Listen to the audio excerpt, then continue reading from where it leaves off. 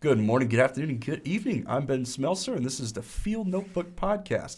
Today we're going to talk about episode 3 in terms of Persian warfare, Persian shields, and the equipment, and kind of how they were used and how we created it. I'm here with my friend Knox. Knox, go ahead. Hi, pleasure. Nice to see you again. I'm the owner, manager, whatever you want to call it, of this lovely podcast. And thanks for coming and listening. Yeah, of course. Here, Knox, go ahead and talk about the class that we're in to begin with and really how this all came to play. So we kind of started this as our first project for Classics 461 with Dr. Barnes. It's a special topics class, but the special topic is Greek and Roman warfare, and we are starting this first project with the Persians, like you said. This is considered experimental archaeology. What that is exactly is, in my definition, the use of ancient materials or methods to recreate what we see in the archaeological record. Would you say that's a astute observation? Pretty much. I know, at least for me, it has its takes on like especially, for instance, stuff like Persian shields. There's pretty limited information on that stuff. So maybe we would have to use said sources, make something, and see how it would operate in certain environments or certain contexts. But yeah, pretty much. How exactly did Persian warfare behave? Like, what did it look like? Such a great question. So Persians were really, really interesting, especially for the time period. I would consider them one of the most advanced minds, dare I say smarter than the Greeks in terms of how they approached warfare. So first of all, their priorities were logistics. So they were really big into how can we make a unit as like make it from scratch as quick as possible. How can we move our units in warfare as quick as possible? How can we supply them? They thought of the things that are honestly very applicable to today's warfare.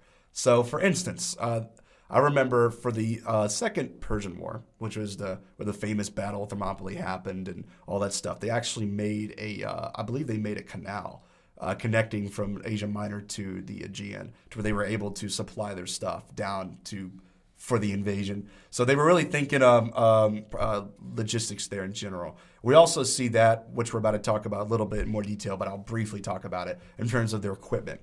So their equipment supported their mission, and their mission was to overwhelm an enemy if needed. But even then, sometimes they would avoid going into combat in general. So as the Persians were moving across the eastern Aegean and the northern Greece, or what was, well, it's not Macedonia at the time, but it's what would be Macedonia.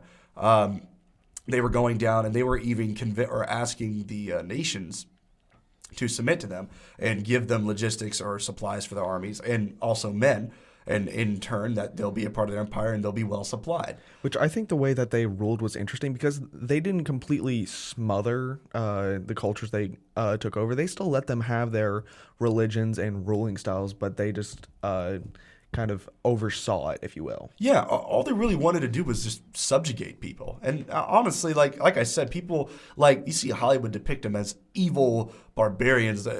No, they were actually very well-mannered individuals. And they just sought to have control, not necessarily wreak havoc, if you will. But their equipment definitely reflects that. So the basis on what we're talking about here is their shields, their armor, and kind of how they operated. So the average Persian soldier was what was it, Knox? It was a light soldier. I would say a light armored soldier, because their whole thing was definitely speed. Yeah, no, for sure. Their biggest thing, which I briefly touched, was they wanted to overwhelm their enemy with numbers. Well, what's the best way you can do that in the most efficient way? Make equipment that complements your mission. So in doing so, we noticed that there's a lot less metals attributed to armor. Not saying they didn't. Obviously, the immortals had bronze armor in some areas, and some Persian soldiers did have metals in their armor, but it wasn't consistent, and it wasn't necessarily like to the degree like the Greeks had it or other places had it for sure. And it worked, honestly, for the time they were conquering Asia Minor and their general area, because their respective areas, people didn't really have bronze at the ready like the Greeks had, or at least they didn't know about it. So when they were invading and going around and conquering the places they conquered before Greece, it was perfect. It was a perfect formula for what they had. And due to that, they simply assumed that was going to work for when they wanted to invade Greece.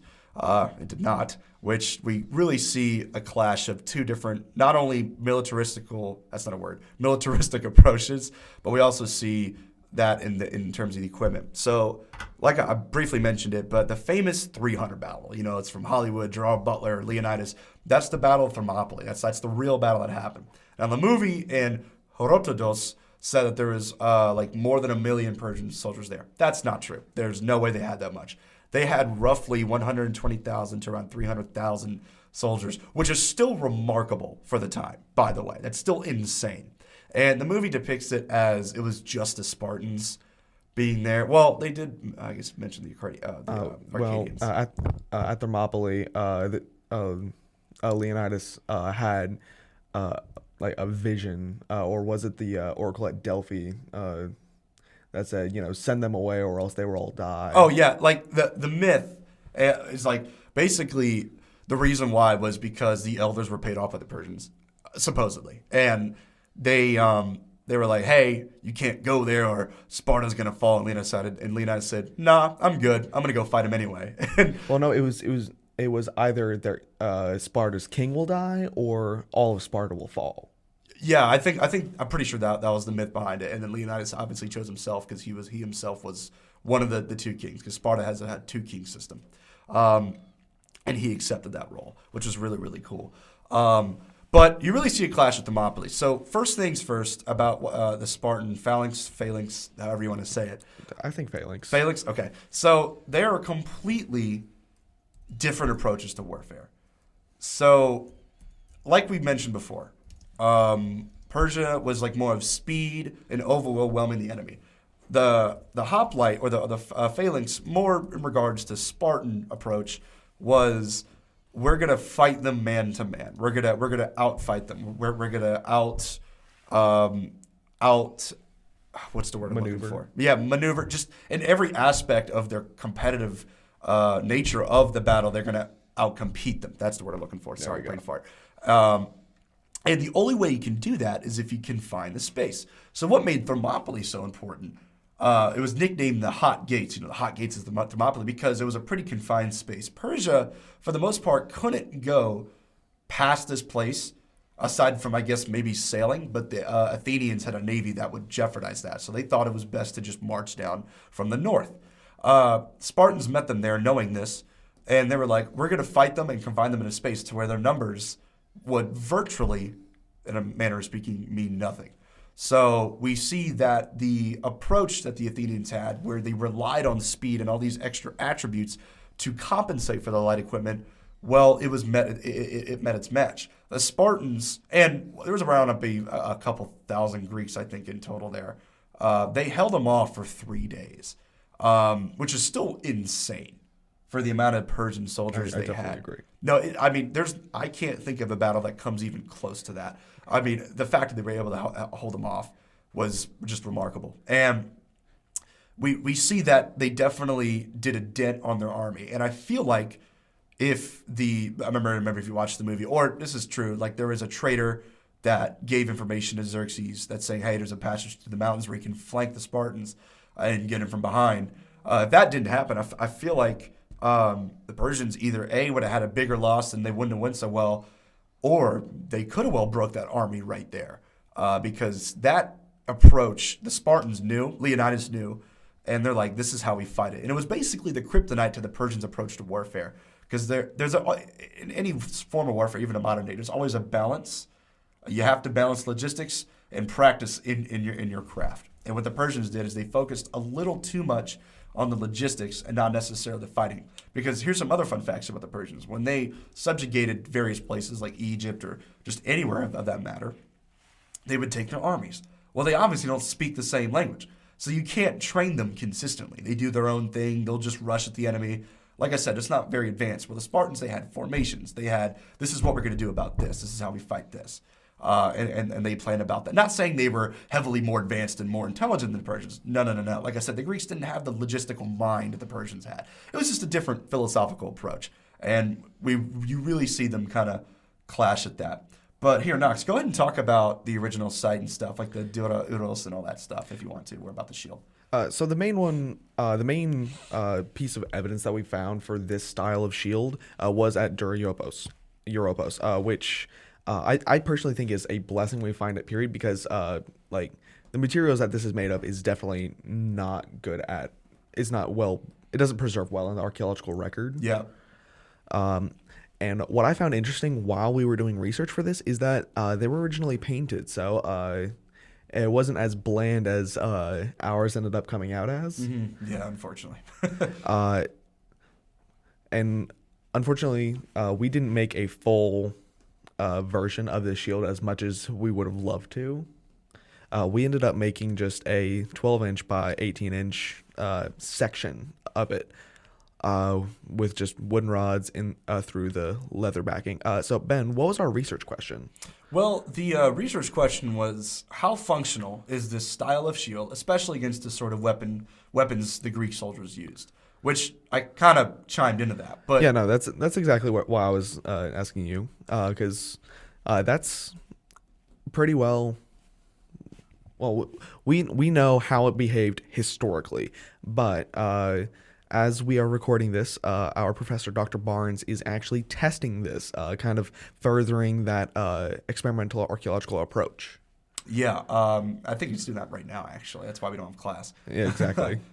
Yeah, no, for sure. And that we while making it, we definitely answered some of our own, I guess, the questions themselves. Yes, for sure. definitely. Like we also had a secondary research question. Yes, which was how much would it have weighed? Which, given like how much ours weighed, I wouldn't have said that our little section could have weighed more than 3 pounds. Oh gosh, maybe.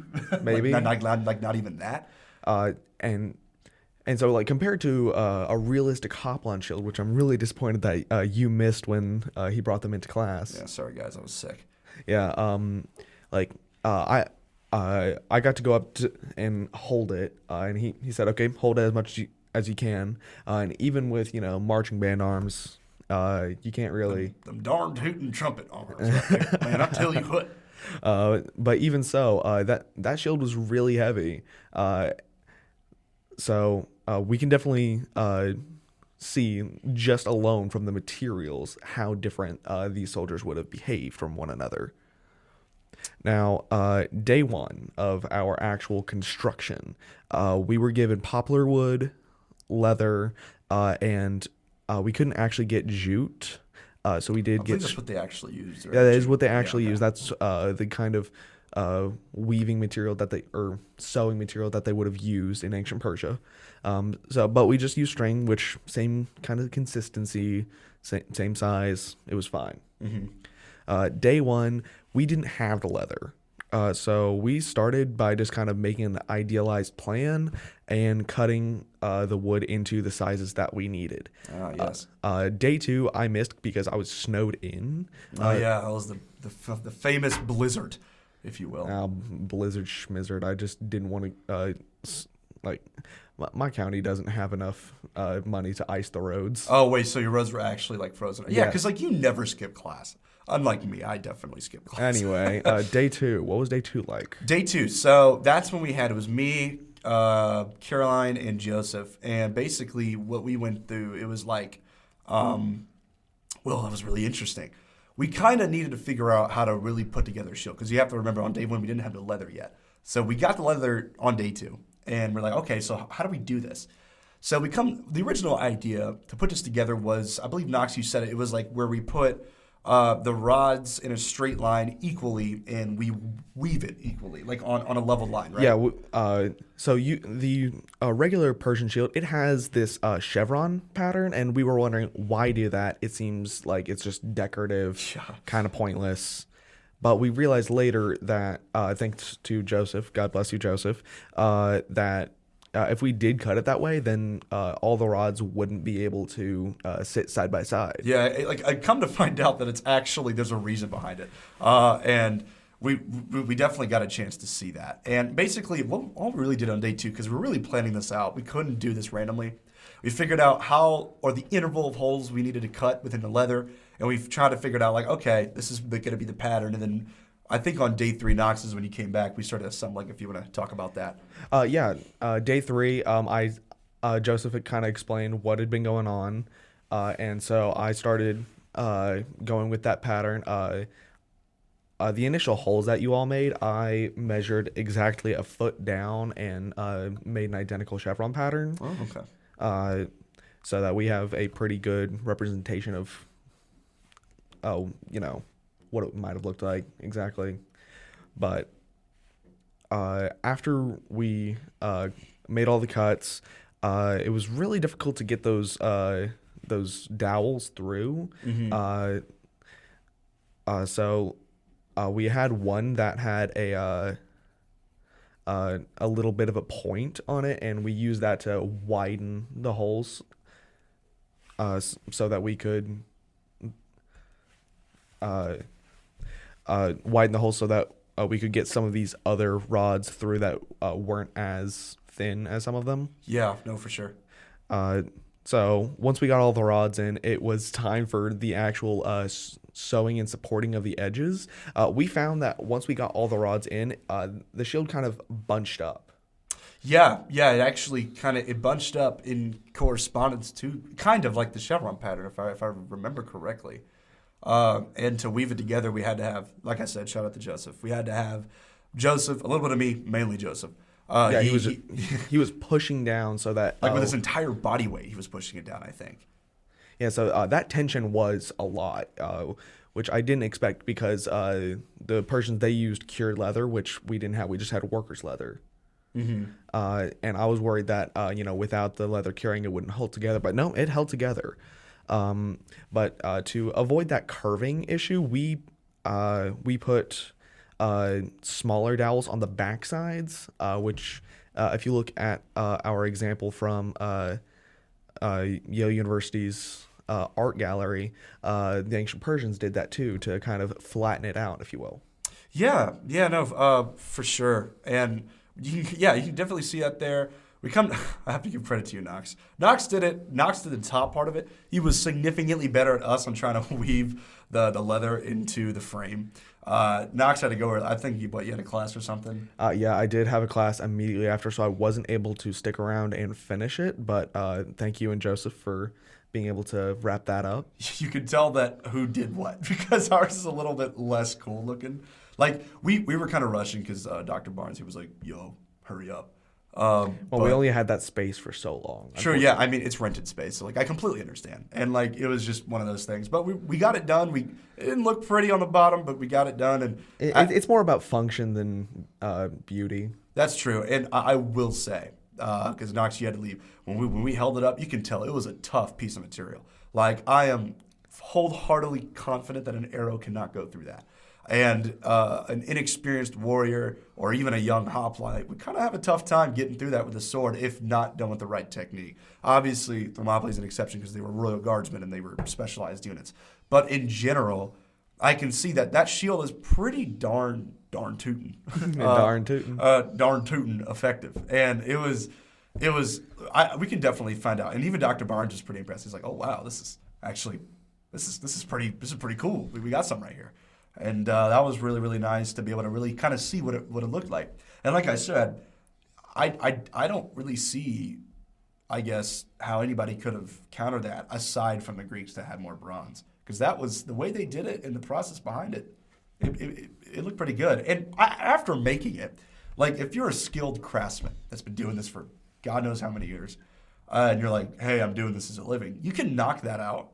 I would say in an hour, if done right. If you have a team that's just going through it, you can definitely knock it out in an hour. To where all you got to do is cut the wood, which in theory I would assume maybe it would be already cut, maybe not. I don't know. I'm not Persian. It was probably larger than what we had. For sure. It was probably the full size of what we had. But yeah, we had to cut it because of the. So actually, I can imagine maybe the cut or not to cut, but you can definitely put that together. Pretty quickly. Really quickly and efficiently, which that was the goal of the Persians, if we go back to the original mission, was to mobilize quickly and move quickly. And that matched their mission perfectly. which again, it's not perfect because it's not painted, which that's just for decoration, but I still find it really interesting. But the most important part is the curing of the leather, which we couldn't get just because of what was available to us. Yeah, it was unfortunate. But I mean, we definitely pulled it off. I'm pretty proud of it, for sure. Yeah, this will be a mini series. So part 2 of this, we are going to have the fatality report, or just to see what kind of damage Dr. Barnes is doing to our lovely creation. It's gonna destroy it. It's gonna be in pieces, for sure. Yes. Next episode. Ben, I believe you said you wanted to do the Roman scuta. Oh, it was scutum. Scutum. Yeah, Sorry. scutum. For those intents and purposes, it is not scrotum. It is scutum. And shout out to Rome. If you guys know, if there's personal friends that watch this, you know I am like logistically obsessed with the approach to Roman warfare, especially in the Empire period. Well, no, not even that. Even just the Republic. Like just the idea of how they approached it, which was really, really nice. And the scutum is one of my favorite shields of all time. It's cool looking. I actually own one at my house. Well, I have a bulletproof riot shield that's painted like a scutum. Or if someone broke into my house, I can use it. Well, but we'll get to that next time. Yeah, no, for sure. I'm definitely getting a little too excited. But in basic summary, you know, we talked about the shield. We talked about the history of the Persians and kind of how it was used and really how we created it and our experiences. And I definitely had a fun time doing it. Knox, I'm sure you can agree. I definitely agree. This was a great experience, and I'm looking forward to part 2 of this. Again, stick around for the fatality report on this project, Which will be on you said the beginning of the episode or the part 2 of this. It'll be on the part 2. Gotcha. Okay, for sure. All right. Well, hey, one thing is I want to do a couple shout out.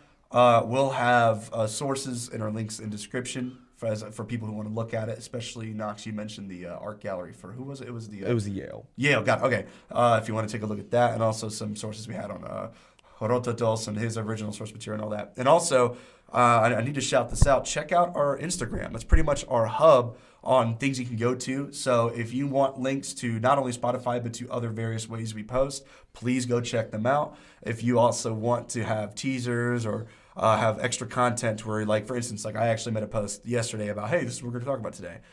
You can do that as well. Our contact information, if you need to contact us for any reason at all, is on that as well.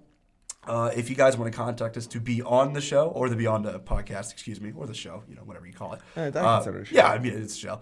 You can either DM on the Instagram, or you can contact us via email, which is also in the bio and in the description for the Instagram.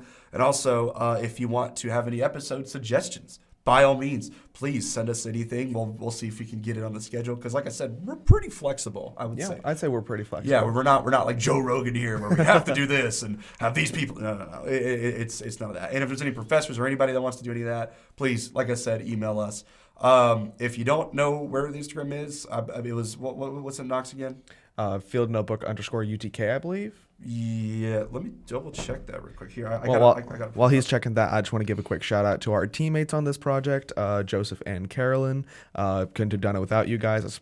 And just wanted to say quick thank you.